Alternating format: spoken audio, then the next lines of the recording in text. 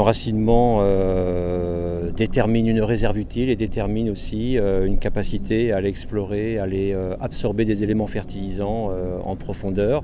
Certains sont peu mobiles, il faut aller les chercher, et d'autres sont plus mobiles, mais il faut aussi aller les chercher parce qu'ils peuvent se trouver également dans les horizons plus profonds. Ici, on a fait un test pour, au départ, montrer ou essayer de montrer des différences qui peuvent exister entre espèces, parce qu'en termes d'enracinement, toutes les espèces ne sont pas de capacité équivalente à s'enraciner en profondeur.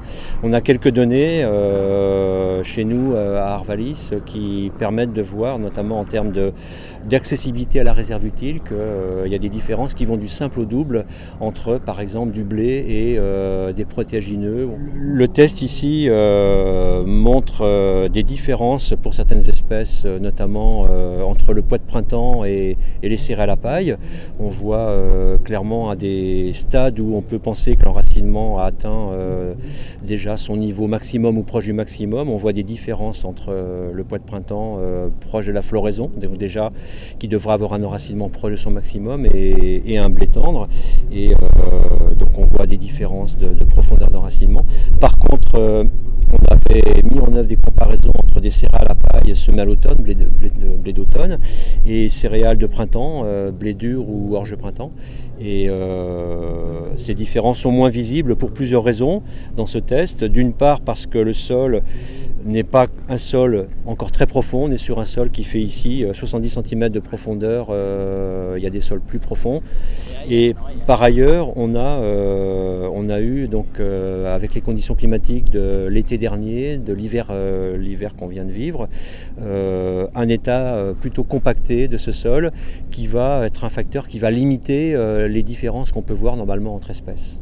Probablement que ce qu'on a ici est représentatif et révélateur aussi de situations qui ont connu l'été dernier des conditions par exemple de récolte des céréales inhabituellement humides. On a eu un été pluvieux en 2012, les conditions humides au moment des récoltes de la moisson des céréales, qui ne sont absolument pas des conditions habituelles, mais donc conditions où le passage de la moissebade des tracteurs, des remorques ont compacté le sol, alors que ce sont des conditions qu'on observe habituellement, donc plutôt avec des récoltes d'automne.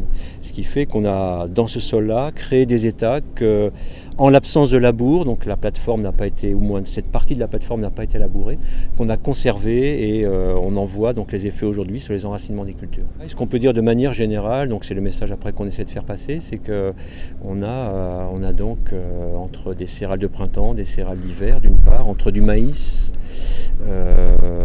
entre du lin, des différences qu'il faut prendre en compte à différents niveaux. Donc une première prise en compte de ces différences entre espèces sont déjà au niveau du pilotage de l'irrigation, où on va, et même de la stratégie d'irrigation, où on va avoir des besoins d'irrigation face à un même climat et face à un même type de sol complètement différent entre ces différentes espèces, compte tenu de leur capacité d'enracinement.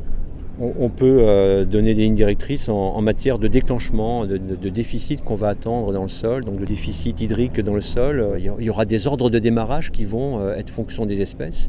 Et aussi, si on a des périodes sèches qui durent plusieurs semaines, on va avoir des règles de retour sur la parcelle qui vont prendre en compte aussi le facteur espèce. Et tout ça, ce sont des choses qui sont déjà vulgarisées par nous à travers des outils de pilotage de l'irrigation. La méthode Irinov, méthode de pilotage qui a déjà au moins 10 ans d'âge, et plus récemment par l'outil Irelis qui nous permet de suivre un bilan hydrique pour déclencher les irrigations.